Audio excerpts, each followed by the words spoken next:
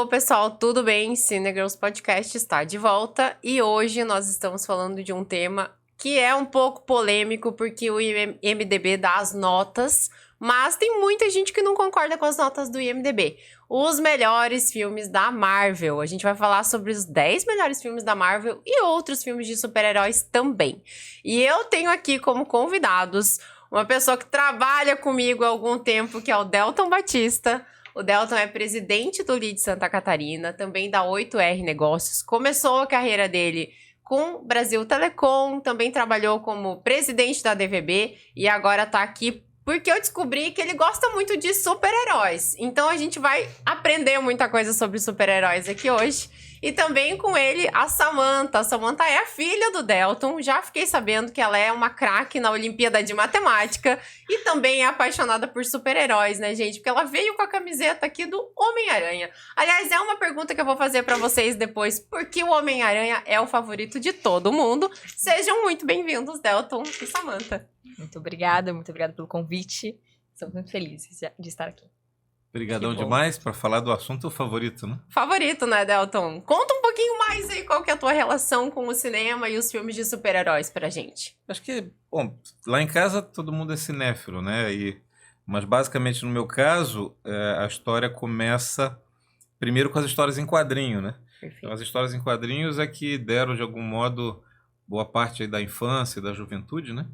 E com ela eu fico muito feliz de ver aqueles roteiros, aqueles conteúdos fantásticos. Numa época que não tinha Google, você ter acesso a histórias em quadrinhos americanas, traduzidas para o Brasil, pro português no Brasil, assim como os filmes também, da minha geração, que foi nos anos 80, isso era fantástico. Então, eu lembro que eu ficava na fila do Rambo 2 e os meus amigos diziam, olha, parece que já estreou lá nos Estados Unidos o Rambo 3. Se tudo der certo, em um ano ele chega aqui no Brasil. Então, esse era o meu mundo, né? Esse era o timing pra chegar um filme no Brasil, né? E as histórias em quadrinho, hoje eu fico muito feliz que esses roteiros que eu achava incríveis tomaram conta do cinema e se tornaram os grandes blockbusters do mundo, né? Talvez as principais produções, o que no início os atores consagrados de Hollywood torciam o nariz, olhavam os filmes como filmes de segunda categoria, né? Isso. Esse gênero, né? Vamos chamar assim de filme de super-heróis. Rapidamente, hoje é o contrário, né? Se um artista quer se consagrar no mundo do cinema, se associa a um personagem, né? Então, para mim, é a consagração de um nerd, né? Ver que Tá certo. agora as histórias de quadrinho são cinema. Tá certo. E pra você, Samantha? Qual que é a tua relação, assim, com os filmes de super-heróis? Eu acho que crescer muito nessa casa de... Todo momento a lição de moral era, com grandes poderes, vem grandes responsabilidades. A gente sabe de quem é essa frase, né? Exato. E todo mundo sempre falando sobre isso. E, estreou tal filme, vamos ver tal filme. Eu acho que crescer muito nesse ambiente, né? Meu pai sempre, meu Deus, toda situação que acontece, não. É porque, não sei se você lembra, mas nas histórias em quadrinhos do Batman, acontece uma situação parecida.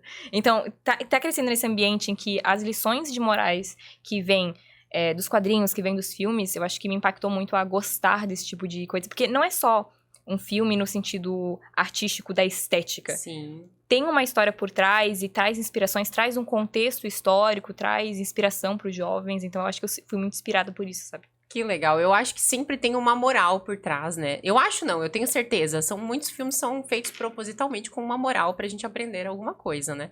E eu comecei a descobrir os filmes de super-heróis há pouco tempo, que foi quando a gente começou a gravar o podcast. Primeiro era em áudio, depois virou vídeo, e aí eu tinha um pouco de receio, assim, aquele, filme de segundo escalão, tal pessoa. Depois do filme do Batman, a trilogia do Batman, o Cavaleiro das Trevas, que são os meus favoritos, eu comecei a ver os filmes de super-heróis com outros olhos. E há 3 anos atrás eu comecei a conhecer um pouco mais desse universo da Marvel. Então tem MCU, tem DC e assim, né? São 2 universos completamente diferentes. A Marvel é a produtora favorita de vocês hoje ou é a DC? Para mim, essa é a grande guerra, né, do mundo comics, do mundo, né? dos heróis, né? Do mundo dos heróis, enfim. Para mim, nunca tive dúvida, né? Marvel é a minha linha condutora. No caso da Detetive Comics, a exceção que eu faço é o Batman, né? Eu vejo da seguinte maneira, né? Isso desde criança, né? A Detetive Comics foi numa linha um pouco mais infanto-juvenil, com seus personagens, né? Com exceção do Batman, que para mim, fora de patamar, é o melhor, né? Quer dizer, Batman e Homem-Aranha para mim são os melhores dos dois universos, porque o Batman, na verdade, não tem superpoderes, é a história de um homem atormentado com seus dramas, né? Então é um dilema muito de discussão filosófica, né? De existência, né? É muito aplicado às questões contemporâneas hoje, né? Vale tudo para fazer justiça, até onde vai o limite, né? Do que é certo, do que é errado, né? Ele é um detetive, ele é um cara inteligente, com recursos, enfim, aí tem a história, claro, né? Mas se sustenta muito nisso, né?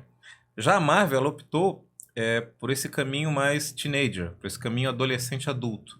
Então, quando você pega as histórias da Marvel, são histórias de muita cultura, muita informação. Você vê, por exemplo, a linha do Poderoso Thor, toda a lógica da mitologia grega, né? Então você vê Capitão América, todo o contexto da Segunda Guerra Mundial, a ascensão do fascismo, do nazismo, né? O presidente Roosevelt, os aliados, né? Então tem um componente de informação muito adolescente adulto, então se posicionou bem diferente, né? E eu diria que, assim como você também, para mim, Batman no cinema, nesse universo, extrapolou, mas faço o registro, né? Tudo nasceu aqui. The Dark Knight, o Cavaleiro das Trevas, em 86, quando o gênio Frank Miller, né, e não tem outro nome a atribuir a ele, um outro adjetivo, né, o gênio Frank Miller, ele faz uma revolução. Primeiro ele cria essa lógica aqui do graphic novel, né, que era um material de altíssima qualidade para a época, até hoje, né, um material fantástico de quadrinhos, e ele pega o personagem Batman e muda ele daquela lógica infantil, e coloca um Batman que é o Bruce Wayne com seus 55 anos, bota um Bruce Wayne atormentado com a violência, a criminalidade, um mundo descontrolado. No contexto dos 4 livros, né, que formam a série, esse Batman, esse Bruce Wayne, os super-heróis foram atacados, foram enquadrados pelo Congresso Nacional. Quer dizer, os americanos, o Congresso, viu aqueles seres com poderes especiais sem controle da sociedade. Então como uma ameaça, talvez, uma ameaça, até, né? Nessa linha. Então eles disciplinam, regulam e impedem a atividade de super-heróis.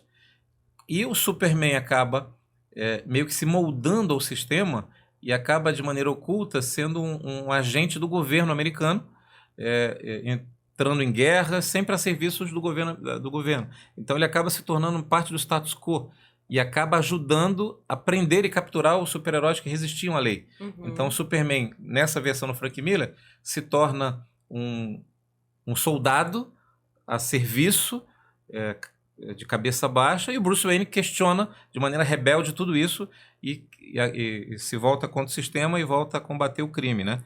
Então quando ele coloca o Dark Knight, esse Batman atormentado, mais selvagem, eu diria, mais violento, isso revoluciona. Isso dá origem à Batmania nos Estados Unidos, dá origem ao primeiro filme do Batman, que teve Jack Nicholson como o seu protagonista. Vem todas as séries do Batman, na imensa maioria delas ainda sofríveis, né? A Detective Comics nunca acertou o Batman, né? Até que em tempos modernos... Foi difícil até chegar o Nolan com o Christian Bale, né? E ele resgata e captura a essência do que foi o Frank Miller. Esse Batman adulto, essa discussão herói ou vilão, tá certo ou tá errado, né? Que eu acho que é o grande dilema do personagem, o grande tchan do personagem. É verdade. Concordo plenamente com o que você falou. Você falou ali dessa oposição, né? Que eles foram tratados como até vilões, assim, vamos dizer, pela sociedade. Acontece isso também no universo da Marvel, né?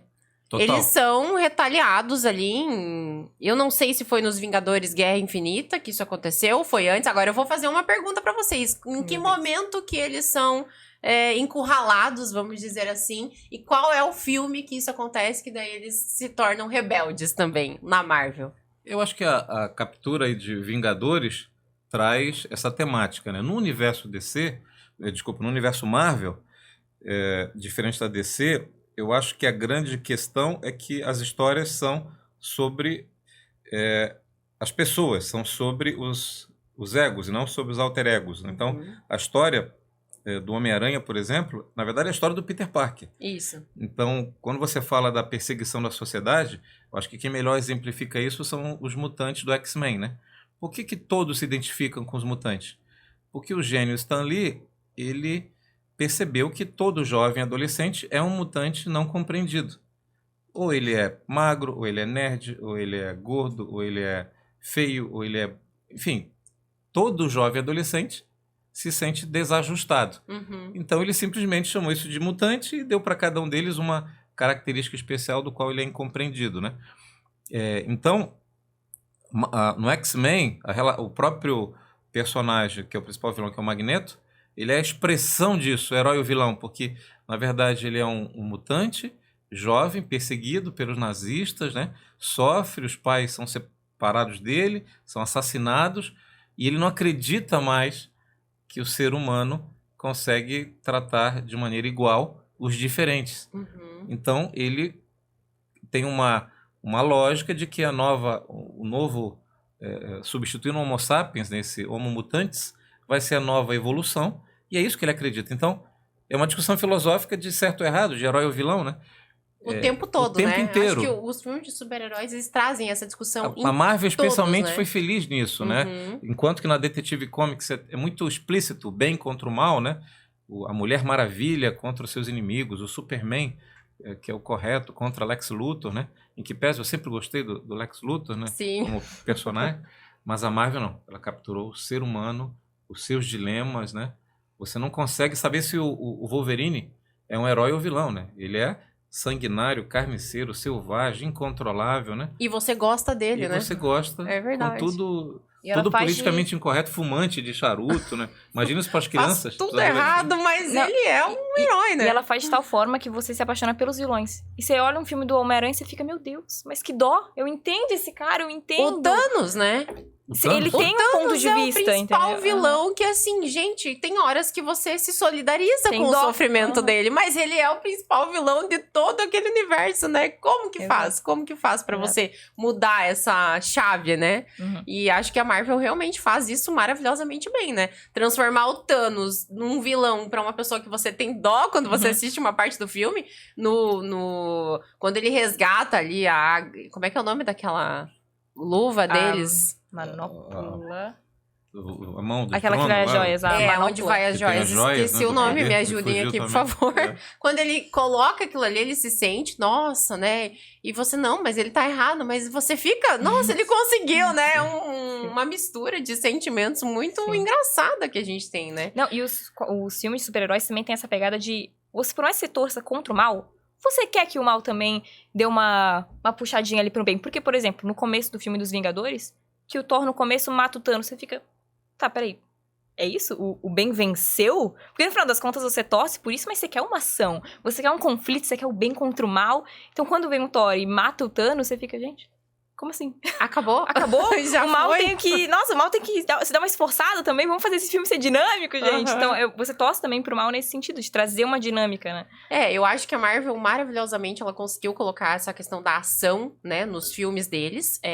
Foi muito feliz nisso. Eu prefiro assistir os filmes da Marvel nesse momento, porque eles têm mais um apelo visual maior. Eles trabalham mais com o 3D, a questão tecnológica do negócio. A DC já não. A DC já, pra mim, é uma lição de moral pesada. Os meus últimos favoritos, além da Mulher Maravilha, que eu gosto muito, primeiro Mulher Maravilha, são os 3 Batmans, do Cavaleiro das Trevas, da trilogia ali. Mas eu acho que eles trabalham com a parte, como você falou, mais pro adulto do que pro adolescente, pro teenager ali, né, falando. E voltando pra Marvel, que a gente vai falar aqui sobre Sim, os sim. 10. Qual é dos 10 filmes que a gente vai falar um a um aqui daqui a pouco, o favorito de vocês? Bom, da relação que foi lançada, eu fico com Vingadores, né? Com Ultimato, porque O Ultimato, que tá em segundo lugar aqui nessa lista. eu fico com ele porque, na verdade, a sequência, né? As duas sequências, né? Do Ultimato, porque quando ele traz, ele choca o público com a questão da morte, né? Ou seja, sumiu. O Peter Parker desapareceu, né? Foi embora. Foi embora. O dilema dele com o Homem de Ferro, né? Essa relação do tutor mais velho com o jovem adolescente, né? Então, acho que as tramas em paralelo enriqueceram muito, né? Essa discussão, né? Da grande luta, né? Porque voltando às histórias em quadrinhos, que foram a origem desses roteiros todos, no mundo Marvel tem a série que é contemporânea a Cavaleiro das Trevas da DC, que foi o Guerras Infinitas, né? O Guerras Infinitas da Detective Comics, né? E esse conflito onde botam todos os vilões juntos e todos os super-heróis juntos no mesmo ambiente, num planeta, enfim, para uma guerra final, né? Para o grande confronto, foi o que inspirou essa lógica do Vingadores atual, né? Então, e é engraçado que lá nos quadrinhos, quando aparecem heróis e vilões separados num planeta, o Wolverine é lançado no grupo dos vilões e o Magneto no grupo dos heróis. Então ele já começa a história em quadrinhos gerando essa discussão, né? Não, o que você está fazendo aqui se você é um herói? E o contrário, o que você está fazendo aqui que você é um vilão? Tem um outro componente que eu acho muito legal da Marvel, que também costura aí com o filme, né? E aí você vê como é que o jovem, a criança, nesse mundo da fantasia, né? Eu sempre achei as histórias que dão origem e justificam os poderes dos super-heróis da Marvel muito mais críveis do que as da Detective Comics, né? Enquanto a DC Você diz aplicável à realidade? Isso, aplicável à realidade. Uhum. Veja o aplicável à realidade Dentro do limite. Dentro do limite do mundo da fantasia. Do cinema, Mas veja o seguinte, o Superman é um extraterrestre que, exposto à luz amarela do nosso Sol, tem poderes infinitos, né? Exceto a Kryptonita. Que é o algoz, vamos dizer assim, é o ponto fraco. Mas veja que é uma história difícil de acreditar, né? A Mulher Maravilha é uma amazona, né, da Atlântida, enfim, uma guerreira, né? Uma guerreira, assim. Também é uma história difícil, né? Agora, você veja que, assim como é a Lanterna Verde, enfim, mas as histórias da Marvel, a construção do Stan Lee, nos anos 60, partiram todos do que era a ficção científica da época. O maior fator de novidade da época, nos anos 60, no mundo, era uma coisa chamada radioatividade. A radioatividade era um fenômeno novo para a ciência mundial. Foi a radioatividade que fez com que uma aranha contaminasse um jovem por exposição num laboratório científico. Então veja que tinha uma justificativa mais crível, né?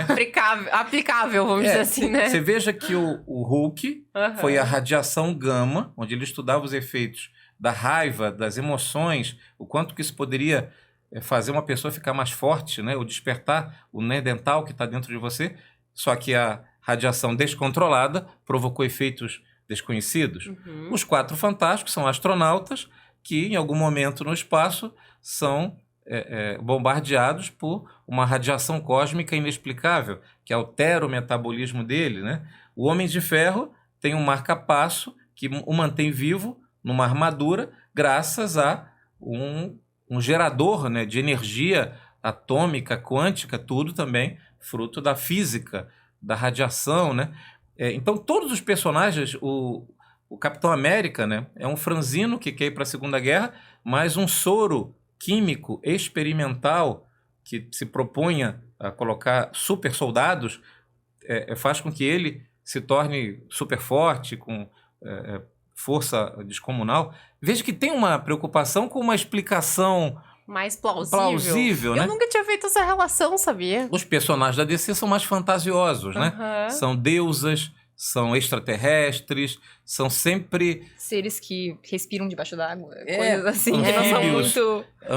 É muito mais romântico, muito mais do universo infantil. O adolescente, o pré-adolescente, esse teenager, me conta mais, me explica melhor como é que esse cara... O próprio Flash, né? A gente não fala muito do Flash assim, mas o que aconteceu no último filme, o filme foi polêmico, o pessoal não gostou muito, tal, mas assim, o que aconteceu com ele é na mesma linha, na mesma lógica. Ele tomou foi um raio que caiu e caiu um químico no corpo dele e ele ficou veloz. Sim. Então, um negócio que não... Vamos combinar, nós entendemos que é fantasia, né? Mas dá para ter fantasias e fantasias, né? Então, a Marvel sempre procurou primeiro, focar no personagem, no ser humano, né? A discussão do Homem-Aranha não é o Homem-Aranha, é como um adolescente franzino, nerd, que não tem sorte com as meninas, que é órfão, como ele reagiria se de repente tivesse poderes especiais? E a primeira coisa que ele faz é: vou ganhar dinheiro com isso e vou me vingar do mundo, né? Então, são reações naturais, é a discussão do dilema ético, até onde vai sua responsabilidade, no caso dele, né? Então, eu vejo que a Marvel se preocupou em ter roteiros que são tão bons que até hoje conquistaram o mundo na versão do Sim. cinema, né? Uhum. São tão bons que levam as pessoas ao cinema e levam... Aqui, ó, Vingadores Guerra Infinita, de 2018. É o filme que mais, né, bem pontuado pelo IMDb aqui. E eu acho que foi o filme de maior bilheteria deles até hoje, né? Falando em bilheteria, eu vou trazer uma discussão. Vocês já assistiram as Marvels que está no cinema nesse momento? Não. Não. Essa é uma vergonha que eu carrego, mas não assisti. Mas eu quero até fazer uma pergunta pra você. Por que que os filmes das super-heroínas não têm tanto sucesso quanto o dos super-heróis? Exato. Nossa, isso é um fator bem determinante hoje em dia que a gente vive, né? Mas eu acho que são alguns fatores. O primeiro é que o cinema está em baixa. Essa é a real. As pessoas não valorizam mais a experiência de ir a um cinema. É uma pena, né? É uma pena. Sendo que, como vestibulando é meu dever falar, há poucos anos foi tema de redação do Enem. Que é a democratização do acesso ao cinema. Porque você não tem um acesso democrático, as pessoas não vão ao cinema. Então, com isso, você guarda o seu tempo pra ir no quê? Essas bilheterias de ultimato, as guerras infinitas. Mas quando você tem personagens que são sempre vistos como secundários, você sempre imaginava as mulheres como... Ah, tem a Supergirl, que é a secundária pro super-homem. Ela vai Depois ajudar você tem- ele, né? Ela vai depois tem ajudar. a Batwoman, que daí é do Batman. Então, assim, era sempre visto como secundário. Daí, quando as grandes indústrias, as grandes produtoras querem colocar elas em ascensão, é tipo assim, não, a gente não vai ver essa experiência. A gente vai ver só quando foram as principais, porque elas, com certeza, vão ser as secundárias.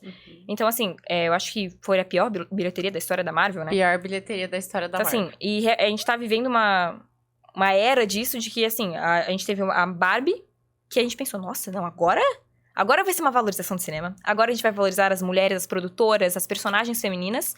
E a gente vive o oposto disso. Porque a gente tem vários filmes que são muito bons, que estão no cinema, no cartaz. E eu, por exemplo, cometo esse erro, porque estou estudando para o vestibular, né? Não, mas você tem E- um objetivo diferente. E é uma coisa que eu amo, que é ir ao cinema. E fracamente a gente recebe essas informações de pessoas até mesmo comentando, né? Tipo, não, o filme foi topzera. Porque quando é um filme de grandes bilheterias, né? Quando um vê, todo mundo segue atrás. É verdade. Essa é real. Então, um falou bem, vai todo mundo ver. Só que a gente teve um efeito cascata ruim nesses últimos anos, de pouca valorização dessas personagens.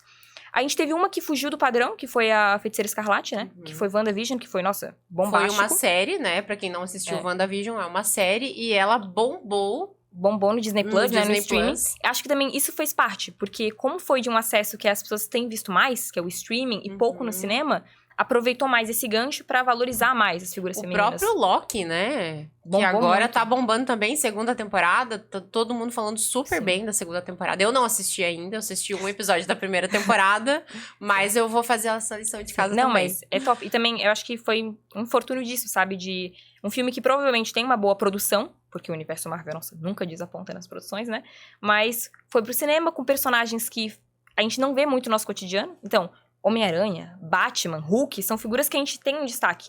Mas agora, Capitã Marvel, a gente não ouve muito falar, né? Não tem uma história muito E grande. o primeiro filme dela já não foi Já tão não legal, bombou. a crítica Não já não começou gostou tanto, Exato. né? Brie Larson na escolha do papel não agradou muitos fãs também, então acho que foi por aí. E talvez isso seja devido a inúmeros filmes de super-heróis que são lançados todos os anos. Esse ano já foram 8 filmes de super-heróis. Então, assim, será que essa inundação, eu vou falar que é uma inundação, porque nos últimos anos a gente teve mais de 30 filmes, nos últimos 3 anos. Então, assim, é uma inundação de filmes de super-herói, talvez as pessoas estejam um pouco cansadas. Eles estão pensando em trocar personagens agora, né? Trocar atores principais para esses papéis. O que vocês pensam sobre essa troca? Porque, assim, pra mim o Peter Parker era o primeiro Peter Parker que a gente tinha lá, depois Sim. ele mudou... os atores são ótimos. Eu fiquei muito feliz de ver os 3 juntos no Homem-Aranha Não, foi agora. maravilhoso. Meu Esse Deus, foi as um dos melhores referências. filmes, pra Esse mim. momento foi o melhor momento do Foi, filme, né? né? E quando aparece o Tobey Maguire. Maguire, que Meu pra Deus. mim é o Homem-Aranha. Os outros são... É aquele mim é o universo que Homem-Aranha. eu me identifico, não os demais. Mas até isso faz um paralelo com aquela tua provocação dessa discussão de se o gênero, né, é de primeira linha ou não, né? É difícil você pensar num Tony Stark que não seja o Robert Downey Jr., né? É. Ele realmente, ele é o Tony Stark. Parece que ele foi feito para o papel. Que o roteirista escreveu, o diretor pensou, não, esse é o Robert. É extraordinário, né? O Doutor Estranho, eu não consigo pensar outro ator para o Doutor Estranho que não seja o Benedict, né? Perfeito, né? Então, o Capitão América também ficou... Eu acho que a Marvel, de todas essa safra, errou no Hulk. Aliás, o Hulk, a Marvel não consegue acertar. Você não gosta do Mark Ruffalo ou do Edward Norton? Nenhum dos dois, acho que são... Deus! Acho que nenhum dos dois são a ideia do Stan Lee. O Hulk, que é inspirado no médico e o monstro, né? Uhum. O Hulk é a ideia do cientista atormentado. A esposa dele morre num acidente. Ele não consegue salvar a esposa dele num acidente de carro. Ele não tem forças para levantar o carro. E ele descobre que vários estudos mostram que pessoas frágeis, mulheres, conseguem levantar, demonstrar uma força extraordinária, como uma mãe que salva o seu filho de um desastre no carro, levantando o carro. E de onde vem essa força? Aí ele estuda a origem da força, o raio gama, e isso gera o acidente que gera o Hulk, né? Então, esse ator que personaliza essa ideia, na minha opinião, ainda não é nenhum desses, né? Fora que o Gigante Verde, no cinema também, acho que a Marvel não conseguiu tecnologicamente acertar. Uhum. Ficou no ridículo, né? Não é aquilo, né? Hulk, eu acho que que ainda não acertou, né? E esse pode trocar, então, que não tem problema nenhum. Tem. Mas fora isso, os atores, né, da primeira safra, brilhante. Acho que a fórmula corre o risco, sim, de esgotar por esse excesso da indústria caça-níquel, que quer pegar o gênero e aprofundar e tirar tanto dele que acaba exaurindo, né? E acho que no caso de Homem-Aranha, os roteiristas, quando criaram a lógica do multiverso, conseguiram dar uma boa explicação para diferentes atores fazendo diferentes Homens-Aranha em diferentes contextos. Então ela conseguiu, veja de novo a preocupação da Marvel, e criar uma lógica que justifique ter atores diferentes, ter dramas diferentes. E né? eu acho que essa questão do multiverso pegou um gancho muito bom pra eles. Porque se eles querem mudar realmente, eu penso que isso foi feito estrategicamente, né? Não foi, vamos fazer um... Não, eles já têm esse planejamento que a cada X anos eles vão trocar esses atores, porque os atores também começam a envelhecer e querem ir para outros papéis, enfim. Mas, por exemplo, o que eles fizeram nesse Homem-Aranha, para mim foi sensacional. Sim. Eu mudei a minha percepção dos filmes a partir do filme do Homem-Aranha. Eles conseguiram amarrar tudo. Exatamente. De maneira planejada estrategicamente, com o olhar de que a franquia tenha possibilidade. Criaram, então, uma história que justifica a licença poética para eles fazerem o que quiserem. E veja que isso, de novo, é a origem do Stan Lee. O Stan Lee foi perguntado sobre a origem dos personagens, né? E olha só, ele falou o seguinte: todos os personagens dele, na primeira safra, são nomes que têm nome e sobrenome com a mesma letra. É o Peter Parker, é o Red Richards, o Senhor Fantástico do quarteto. É a Susan... que virou Richard, mas o sobrenome dela, da Mulher Invisível, é Susan alguma coisa... Susan Storm. Storm, Susan é isso mesmo. Storm, né? Uhum. E por aí vai, né? Então, todos os personagens dele... Tô pesquisando oráculo aqui. Ele explicou isso. Então, ele criou... Aí o Stan Lee fala que ele criou as histórias para cada personagem. Pro Homem-Aranha, pro Capitão América, para todos, né? Até que chegou um ponto que ele não tinha mais como criar histórias. Veja, até esqueci um outro detalhe na história da radiação, o Demolidor é a mesma lógica, né?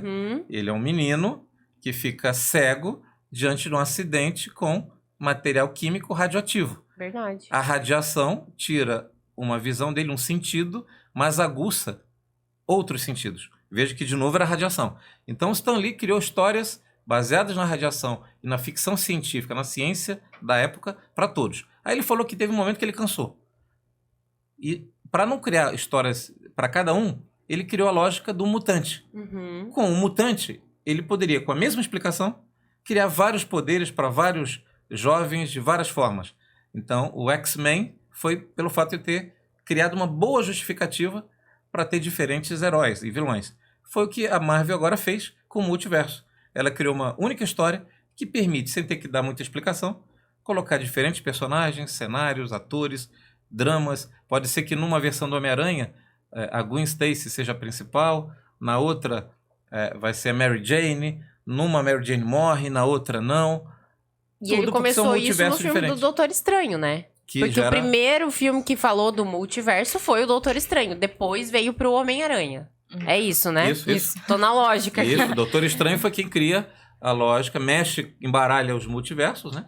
E sendo que até tempo, né? fica até bravo com o Peter Parker, ele fica assim, você não sabe com o que você tá brincando. Que você tá fazendo, fica querido? Bravíssimo com ele, você é só um jovem, ele super sábio, intelectual, sabia do multiverso, estava brigando com o Peter porque, nossa, você não sabe que você tá brincando, é uma coisa séria, né? Então ele que começa essa discussão. Eu queria falar do Homem-Aranha porque ele tá no 4º lugar aqui na nossa lista. Primeiro. Eu vou falar primeiro do Capitão América.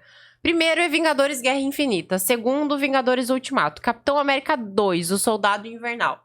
Esse filme é mais importante do que o Homem-Aranha Sem Volta para Casa pra vocês? Porque pra mim não é. Não, pra mim não. Isso aí foi...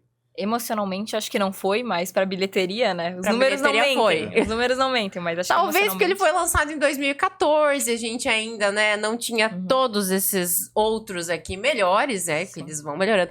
E a minha pergunta é, por que o Homem-Aranha é o herói favorito da maioria das pessoas? Essa pergunta acho que tem camadas, né? Muitas. Mas, nossa, o Peter Parker, eu acho que nem meu pai comentou, né? Não é sobre o super-herói, eu acho que é sobre a responsabilidade que vem com o poder, que nem o tio Ben fala, né? Eu acho que todos os filmes, eles tratam isso de uma maneira muito bonita, que é o seguinte, você não pode escolher tudo. Você tem que fazer escolhas.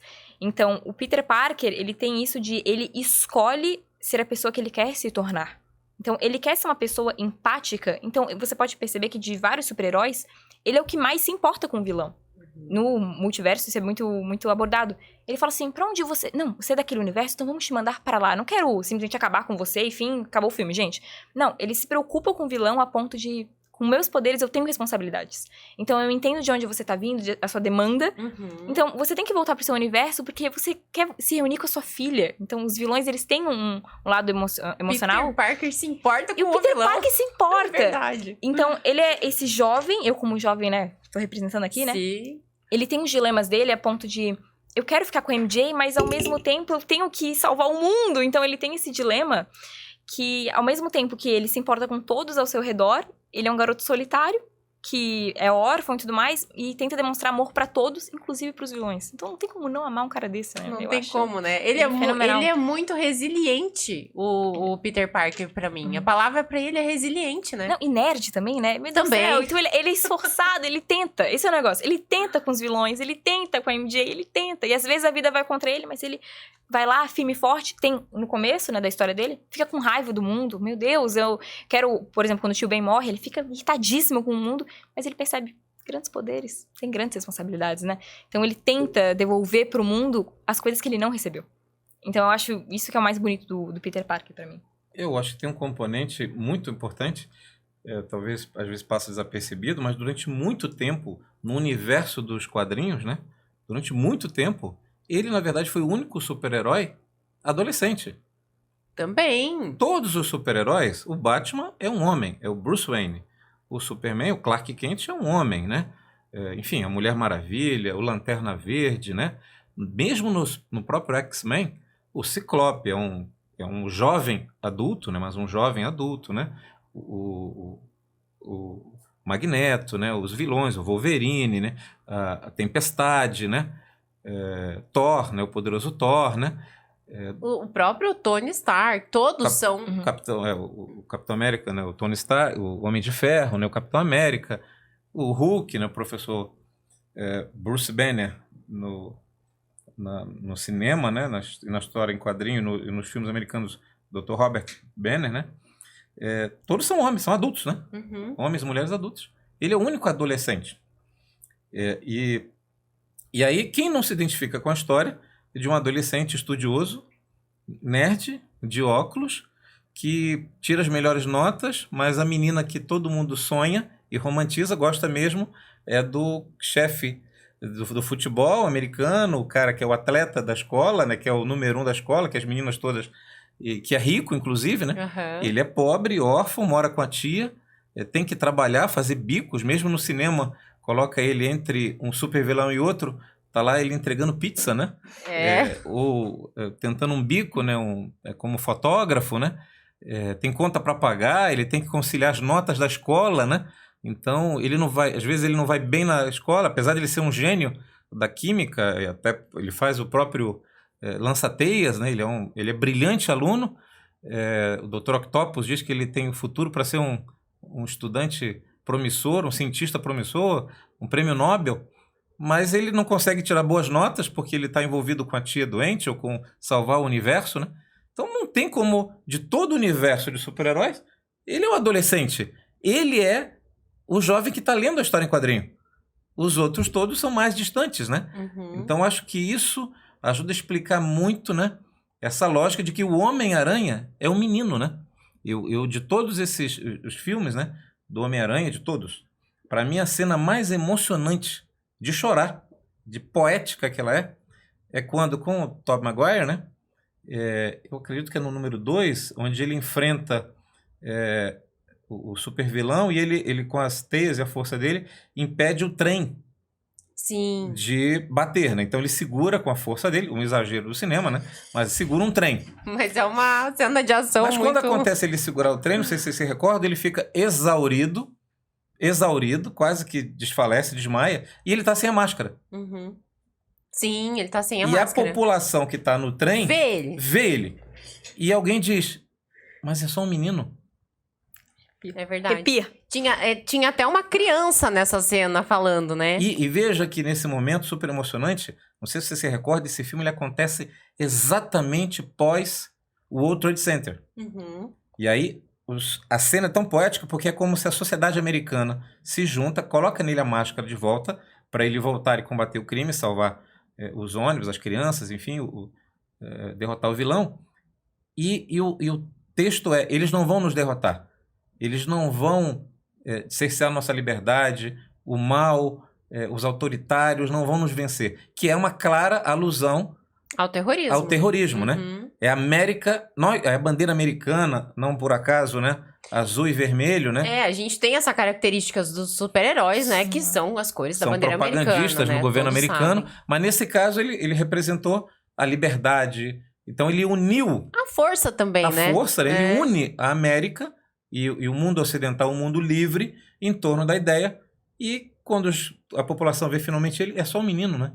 Então, o Homem-Aranha é um adolescente. É um adolescente. Eu acho que isso aqui é a grande magia desse personagem extraordinário do Stan Lee. Ser tão querido, assim, pelo público. Isso. Tem uma cena do Tom Holland nos últimos filmes aqui, que eu não me recordo o nome do filme, mas que ele chega lá no QG do Avengers. E ele fica extasiado. Eu tô aqui mesmo. Ele começa a comemorar, assim. Fãzão, assim. né? Ele é fãzão, porque assim, ele nunca imaginou que ele ia estar entre todos aqueles super-heróis, entre o Homem de Ferro, né, o Thor, inclusive. Ele falou, quando ele vê esses personagens pela primeira vez, porque até então ele tá no universo dele, do Homem-Aranha. Quando ele tá dentro dos Avengers, ele sente uma emoção. Tem uma cena que ele chora. E eu fico pensando, né, essa acho que é a proximidade. Nossa, Isso. eu consegui, eu tô aqui, o que eu tô fazendo aqui? E Ele nessa fica pensando, cena né? a gente se identifica porque é o jovem adolescente com os adultos Vingadores, né? E eu aí- também faço parte, sou importante pra isso aqui, né? Exatamente. Que nível, né? E ele gosta tanto dos Vingadores que depois, né, no filme ele fala: gente, eu fiz parte dos Vingadores. E daí os outros ficam: isso é o quê? Uma banda? Porque não tem nos outros universos. Naquele Mas universo não existe. ele fica orgulhoso, Eu sou sou um parte dos Vingador, né? adultos. Eu também sou, gente, entendeu? É Não, muito as fofo. sacadas da Marvel são sensacionais, assim. A questão quando ele o próprio Flash, o último agora, o filme também não foi muito legal, mas eles voltam no tempo e falam do De Volta pro Futuro, que não era o McFly, né? O Marty McFly não era o... Meu Deus, me fugiu o nome do ator agora. Não era o Michael J. Fox. Michael J. Fox. Era outro ator que tinha feito Uhum. gravações do filme, inclusive. E ele foi... Ele não foi escolhido para permanecer no papel. Fizeram depois uma seleção e chamaram o Michael J. Fox. E naquele universo, naquele multiverso, as referências que eles usam são tão grandes. Qual é a principal referência que vocês mais acham legal, assim, nesses filmes do universo da Marvel? Tem uma que eu gosto, que eu acho genial, que é quando eles colocam Stan Lee como Alfred Hitchcock. Ah, perfeito! Que o Alfred Hitchcock participava dos seus filmes, Sim. né? Ele era um mordomo, ele era um coadjuvante numa Sim, cena, tava sempre né? como um ator ali meio escondidinho. Um ator escondido. E eu como leitor voraz de história em quadrinho e sabendo que Stan Lee é um gênio, fico muito feliz por ter sabido que ele conseguiu ver a obra dele no cinema para milhões de pessoas, uma obra que era restrita ao universo infanto-juvenil, e para milhões de pessoas em larga escala no cinema. Ele foi vivo, porque a maior parte dos grandes artistas do mundo, na história, no tempo, são reconhecidos depois que morreram, né? Sim, e ele participou dos filmes, em vida, inclusive. viu e participou dos filmes, e com cenas muito tocantes, né? Muito legais, onde ele, por exemplo, no Quarteto Fantástico, onde ele aparece lá no casamento da Susan, né?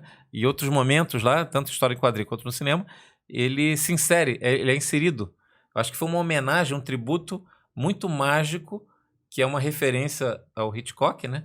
E que ele pôde vivenciar vendo a obra dele tomar vida, né, no mundo. No né? cinema. A melhor cena que você falou, que eu me lembro dessa, é quando ele está no laboratório com um fone de ouvido e tudo que não podia acontecer destruindo e tal. destruindo, Essa cena pra mim é fantástica. E o assim. tiozinho lá, Ele tranquilo. tava tranquilo, de boa, vamos dizer assim, né? E tem uma referência que eu gosto bastante também, que é toda a trama da Gwen /MJ /Mary Jane, né?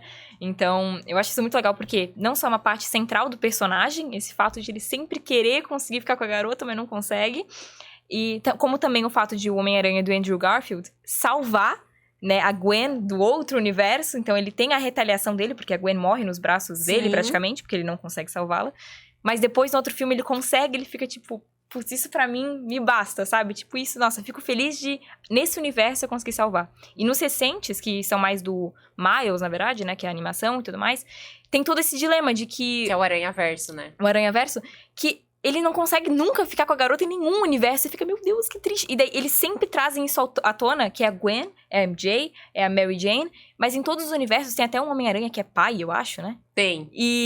Nossa, é bizarro, porque ele nunca consegue ficar com a garota. Depois ele se divorcia da mulher, ele consegue, mas depois se divorcia. Então, eu acho que é uma referência que eles sempre trazem à tona, porque é parte de quem é o Peter Parker, né? De nunca conseguir ficar com a garota. Eu acho que em todo filme eles conseguem amarrar isso muito bem, sabe? Resgatar isso. Eu vou falar um pouquinho agora de um filme que foi um sucesso, que é o Pantera Negra.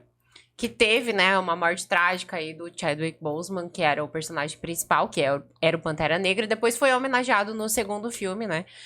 O que vocês acharam, assim, da inclusão dele no universo da Marvel?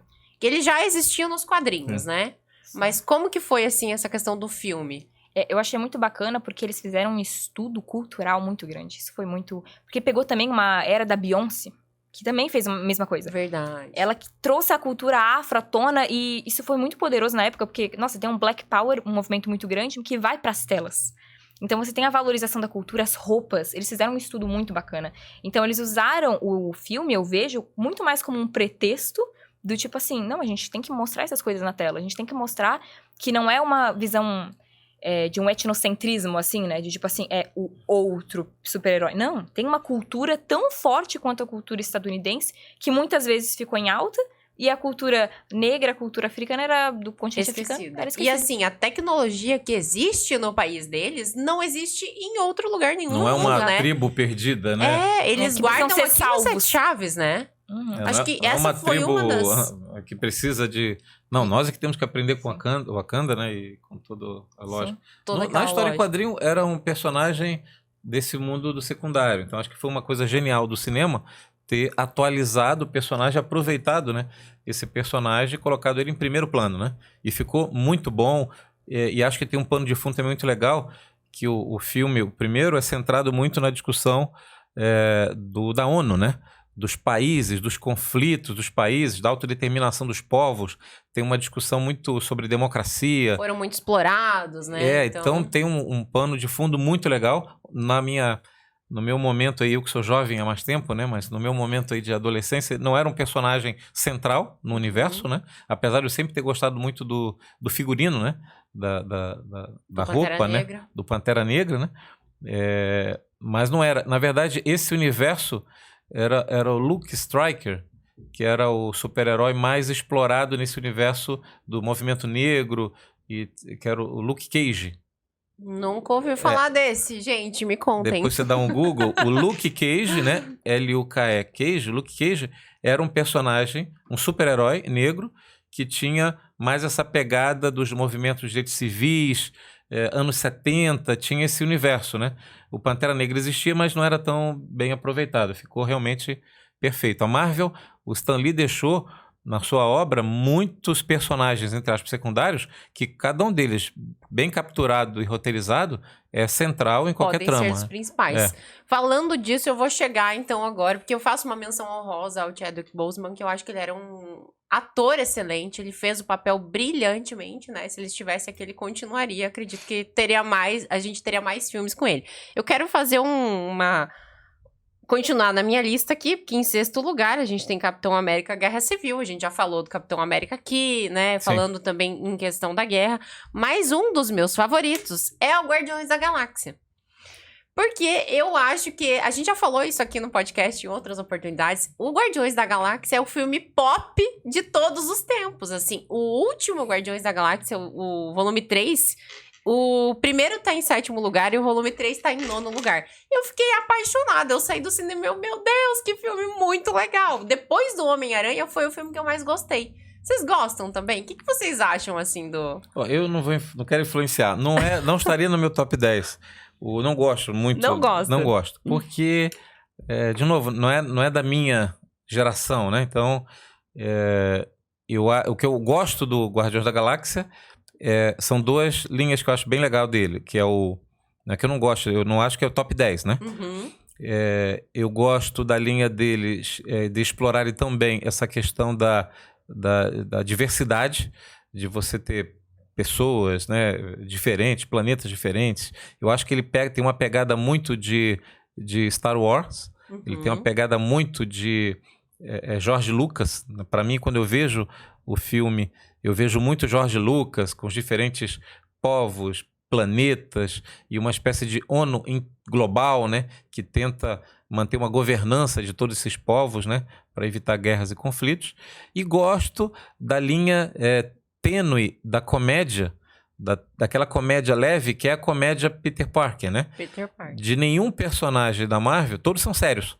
O Homem-Aranha é o único personagem que tem a brincadeira, as piadas. Ele tá lutando no máximo do auge da luta contra o seu pior rival e fazendo uma piada né, e se ridicularizando, né? Eu acho que o Guardiões da Galáxia tem essa atmosfera, né? Tem. Então, isso eu gosto, né? Só não colocaria entre os top 10 dos filmes de todos os tempos, mas é porque eu já sou de outra geração, né? Vocês são de uma outra geração, já estão mais alinhados com esse universo, né?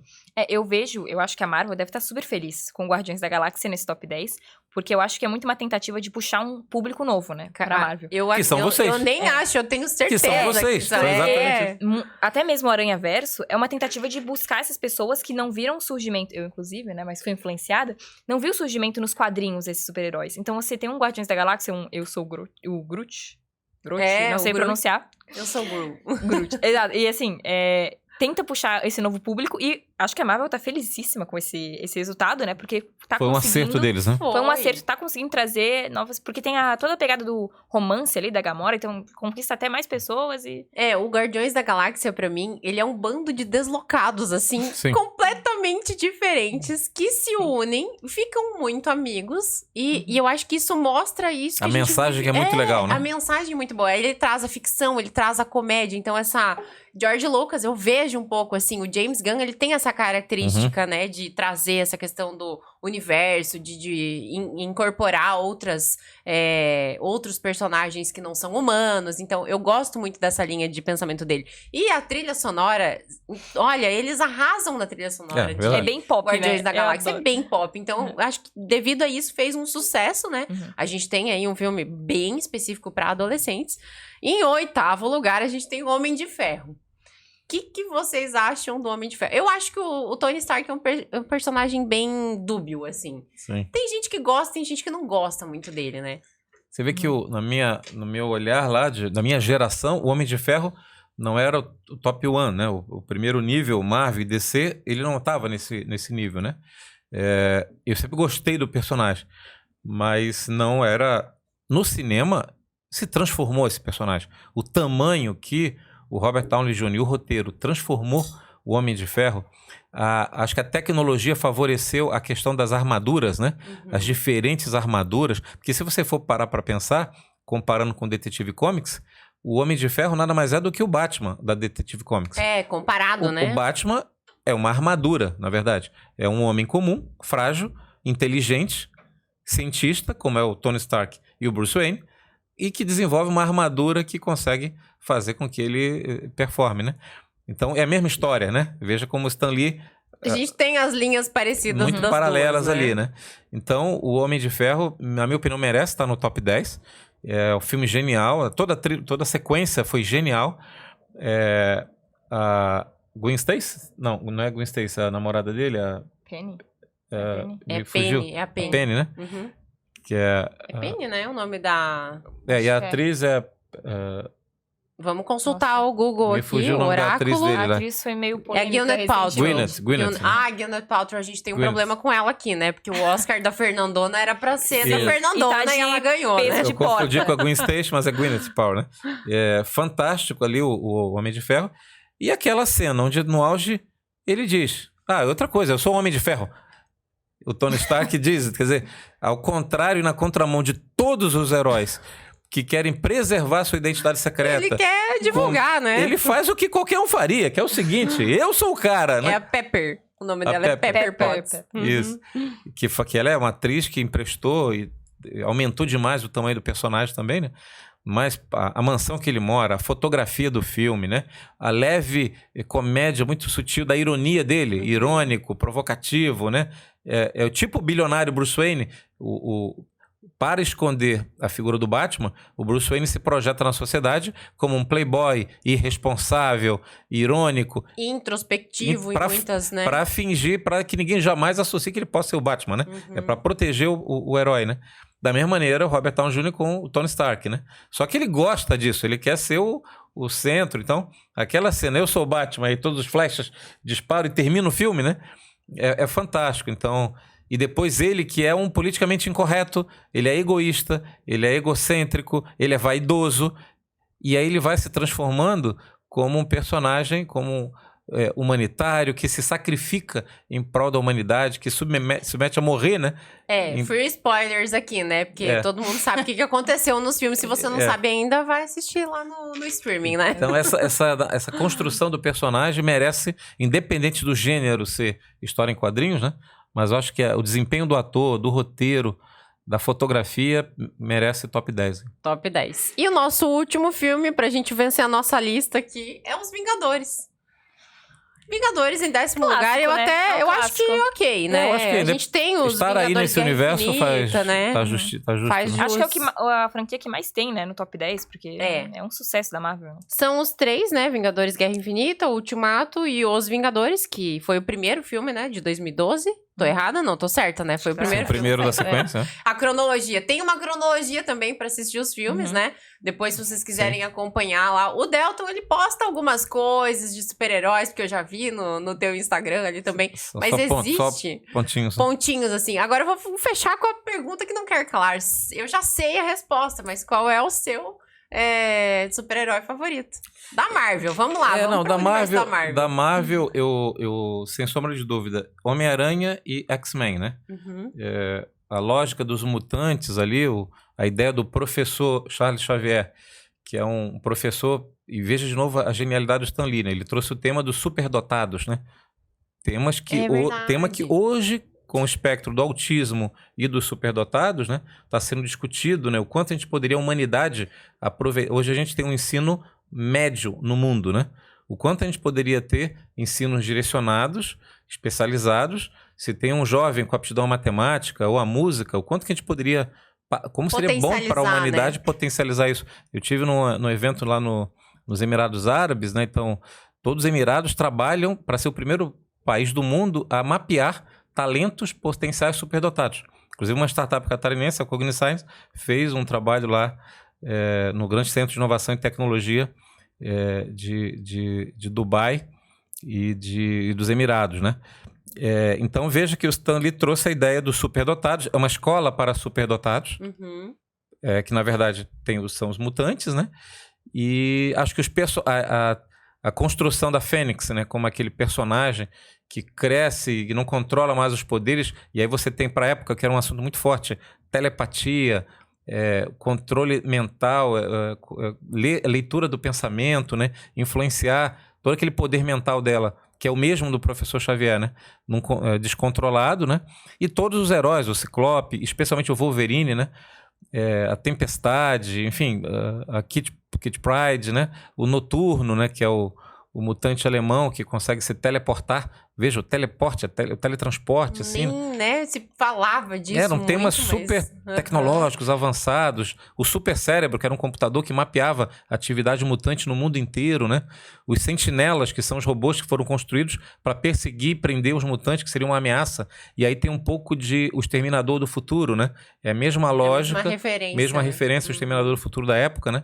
Então eu colocaria X-Men, por o drama da Segunda Guerra Mundial, do nazismo, que forma o Magneto, né? E que sente que a humanidade não tem mais jeito, como é que o ser humano consegue escravizar o próprio ser humano com o nazismo, né? Então ele quer libertar, e acho que os mutantes são o próximo passo dessa evolução, né? E por outro lado, o Homem-Aranha, por tudo que a gente falou, nesse personagem poético, sensível, né? Que é o herói frágil, né? O herói que erra, que ri de si mesmo. Plausível, né? Vamos dizer plausível, assim, né? Porque quem é que não poderia ser picado por uma aranha radioativa e ter poderes especiais? Todo dia. Todo dia, picado, né? Com certeza, natural.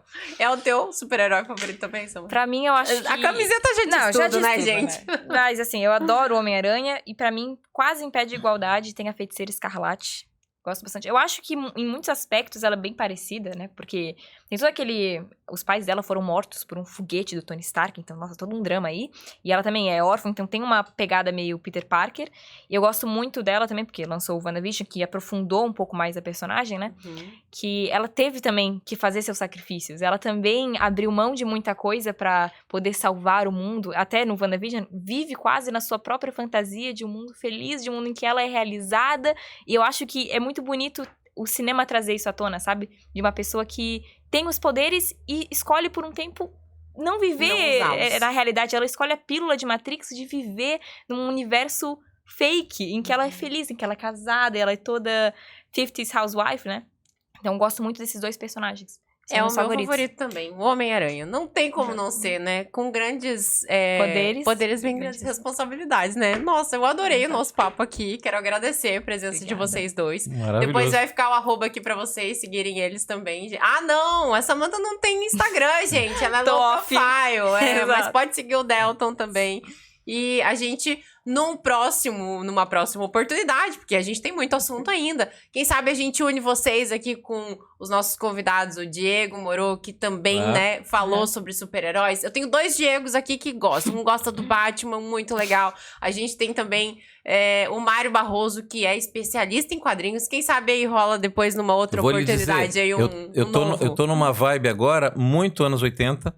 Tá na moda, né? Com o Sylvester Stallone, com o Arnold Schwarzenegger, inclusive que lançaram agora as suas histórias na Netflix, retomando lá Rock, Rambo, Exterminador do Futuro, Harrison Ford lá com Indiana Jones. Indiana Jones, a gente falou do Indiana Jones aqui. Fantástico. Então, quer dizer, os anos 80, você mencionou aí De Volta para o Futuro, né, com Michael J. Fox. Enfim, assunto não falta. Não falta assunto, é isso aí, gente. Obrigada por vocês terem vindo. Obrigada, gente. Até o próximo. E confere aqui depois os outros episódios que a gente falou aqui também, De Volta para o Futuro e Indiana Jones. Até mais, gente. Tchau, tchau.